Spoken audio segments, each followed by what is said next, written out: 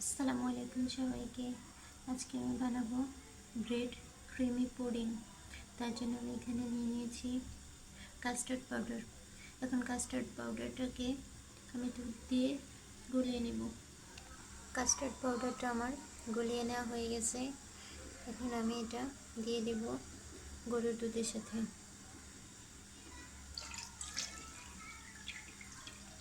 দিয়ে ভালোভাবে দুধটাকে মিশিয়ে নেব।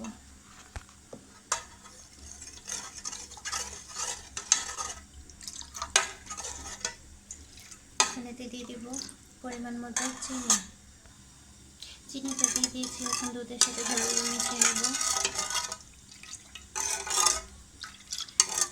এখন চুলায় বসিয়ে এটাকে 2টা বলক তুলে নেব। চুলায় দিয়ে কাস্টার্ড আর দুধের মিশ্রণটাকে অনবরত নাড়তে হবে, নইলে গলা পচে যাবে। আমি 2টা বলক তুলে নিয়েছি। এই যে ঘনত্বটা এরকম হবে। এখন চুলা থেকে নামিয়ে নিতে হবে। এই পর্যায়ে সামান্য লবণ অ্যাড করে দিবেন, তবে মিষ্টির ব্যালেন্সটা ঠিক থাকবে। আমি এখানে এটাকে 50% ঠান্ডা করে নেব। কাস্টার্ডের মিশ্রণটা আমার 50% ঠান্ডা হয়ে গেছে। এখন আমি একটা বক্সে নিয়ে নিয়েছি এরকম পাউরুটিটাকে আমি একটা লেয়ারে সাজিয়ে নিয়েছি। এখানে দিয়ে দিব কাস্টার্ডের মিশ্রণটা।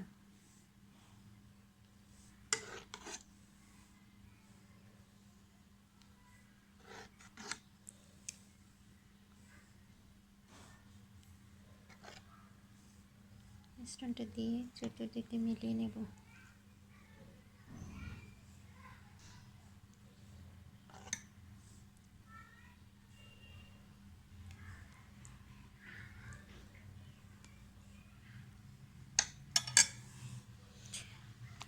এখন দিয়ে দেব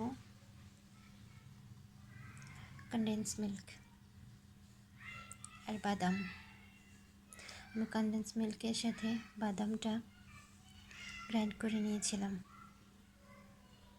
আর বাদামটা কারণ কনডেন্স মিল্কের সাথে মিশিয়ে নিয়েছিলাম বাদামটা। এখন উপরে দিয়ে দেব।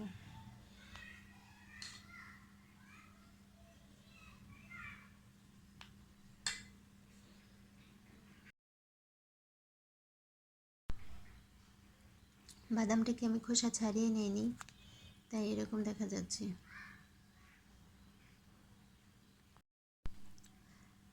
প্রথম লেয়ারটা দেওয়ার পর এখন আমি আরেকটা লেয়ার দিয়ে দিয়েছি।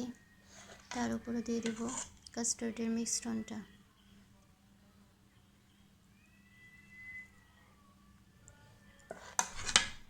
মিশ্রণটা দিয়ে ভালোভাবে মিশিয়ে নেব। আরেকটা লেয়ার আমার দেওয়া হয়ে গেছে। এখন দিয়ে দেব হুইপ ক্রিমটাকে আমি 2 মিনিট ফেটিয়ে নিয়েছিলাম বিটার দিয়ে। এখন এটা উপরে দিয়ে দিব।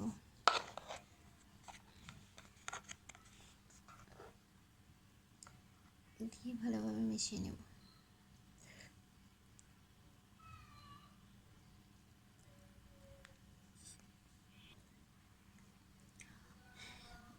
ক্রিমের লেয়ারটা আমার দেওয়া হয়ে গেছে। এখন উপর থেকে দিয়ে দেব কিছুটা কাঠবাদাম।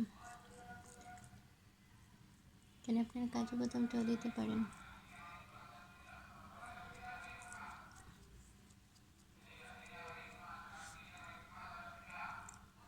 এখানে এটাকে আমি 2 ঘন্টা নর্মাল ফ্রিজে রেখে দেব। 2 ঘন্টা পর এর লুকটা এরকম আসবে। এখন আমি আপনাদেরকে এটা কেটে দেখাচ্ছি এটা কতটা সফট হয়েছে।